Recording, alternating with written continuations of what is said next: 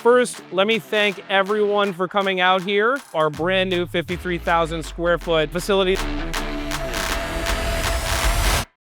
At Formic, we take on all of that risk so that our customers can get all of that productivity. Over 650,000 hours across the largest independently owned and managed robot fleet in the United States. Ultimately, what I want to highlight for everybody here is what you see on the floor are not demo systems. These are going into real applications, real production sites in the United States. Not one of these things will be here 3 months from now, and that is the way we want to keep it going, is that that's what this space enables for us, and I'm very excited to share it with you here today.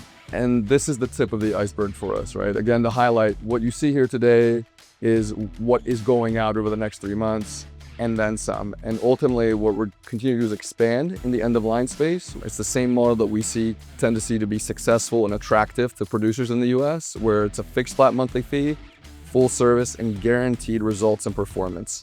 And we're leveraging that model, we're scaling that model to open a whole new world of different automation products.